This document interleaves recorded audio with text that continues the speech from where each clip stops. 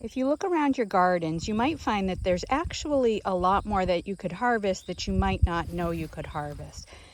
Specifically, what we're talking about are things like seeds and pods and parts of plants that we wouldn't typically eat and you may not even realize are edible. So it's starting looking at a few of the things here. If we start looking at like the basil, now some of this basil, not this one, but more over here, we're starting to get some that's going towards flower. And something, you know, we're always told to cut that back, take the flowers off, let them keep bushing. And that's true, but it's also true that the flowers themselves are edible. This is the piccolino basil, and you can see we've got tiny little white flowers on here. So, you know, they have a nice flavor that's just a little bit different than the herb itself. We'll have to excuse Abe there, jumping through our screen.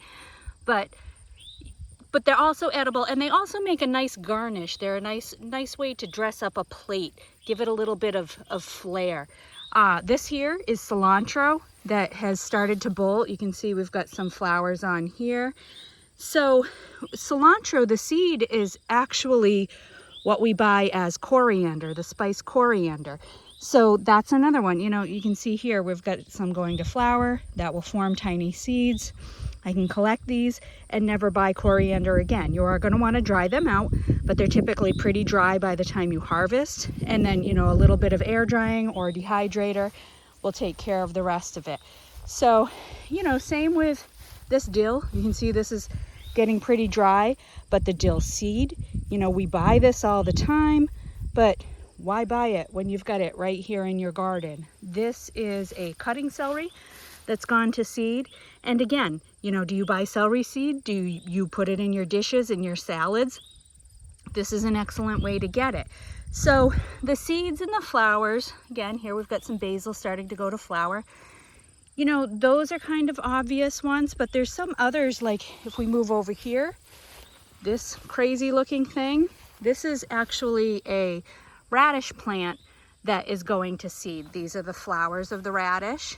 And you know, radish actually has a lot of edible parts on it. So obviously we eat the root when it's small.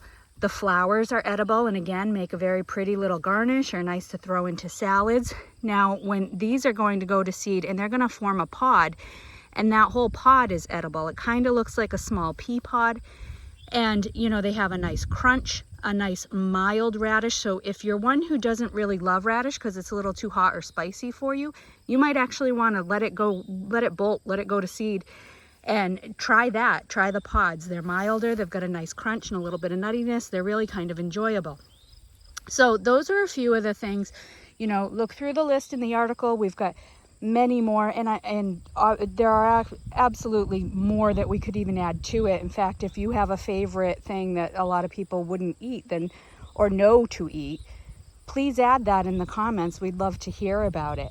One other thing I wanted to mention, so over here I've got some lettuce that's bolted, that's going to seed. Now this isn't necessarily something I'm going to eat. You could eat the leaves, but they're kind of bitter. No one really enjoys them.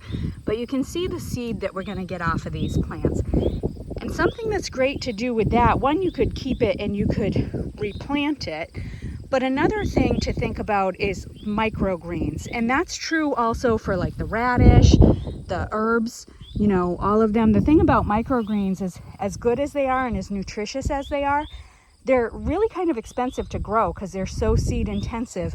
But if you let some of these things go to seed and you collect that, then you know, you can keep those and keep those going all winter long, all year long. You'll have plenty to work with. So that's a great way to not necessarily eat the plant at that stage, but to still get some use out of those plants. And you know, again, you know, check out the list. We've got more on it, but even things like leaves off broccoli plants, cauliflowers, basically all the brassicas, you know, those are just as good used, chopped up, sauteed, used in a coleslaw.